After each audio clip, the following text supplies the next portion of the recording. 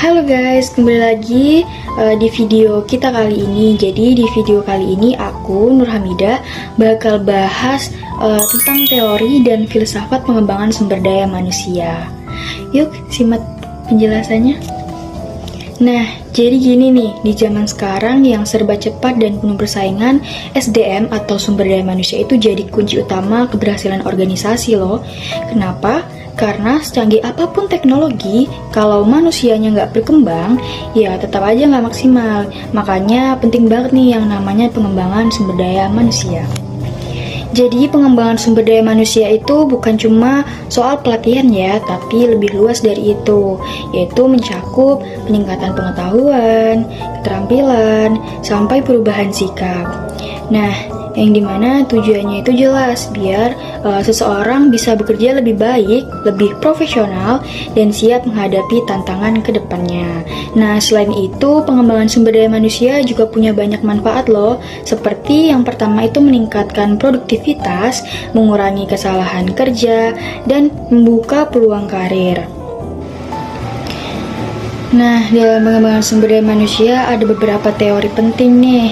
Yang pertama itu ada pendekatan baik, yaitu merekrut orang yang sudah siap bekerja. Nah, yang kedua ada pendekatan make, yaitu mengembangkan orang dari dalam.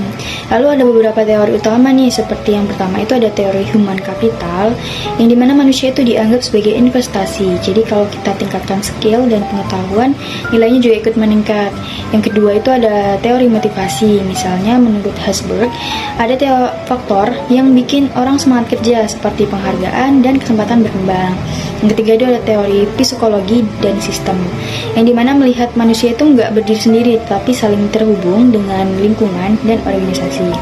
Jadi intinya pengembangan sumber daya manusia itu harus dilakukan secara menyeluruh, nggak bisa hanya setengah-setengah saja.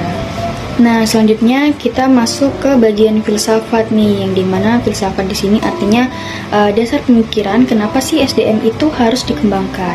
Nah, dalam filsafat SDM, manusia itu bukan cuma alat kerja, tapi aset paling berharga. Ada juga pendekatan humanisme yang menekankan bahwa manusia itu harus diperlakukan secara adil, bermartabat, dan punya kesempatan berkembang. Nah, jadi pengembangan sumber daya manusia itu bukan cuma soal skill, tetapi juga soal nilai, etika, dan juga karakter. Nah, jadi dalam praktiknya itu pengembangan sumber daya manusia itu bisa dilakukan lewat pelatihan, seminar, mentoring, bahkan bisa juga belajar mandiri. Nah, kalau dilakukan secara terus-menerus, hasilnya bisa bakal meningkatkan kinerja, bahkan keuntungan organisasi itu juga ikut naik. Nah, jadi kesimpulannya pengembangan sumber daya manusia itu sangat penting karena meningkatkan kualitas individu, membantu organisasi berkembang, dan mempersiapkan kita menghadapi masa depan. Baik, mungkin itu saja pembahasan dari aku hari ini. Terima kasih sudah menonton, semoga videonya bermanfaat, dan jangan lupa like, komen, dan share ya. Sampai jumpa di video berikutnya. Bye-bye.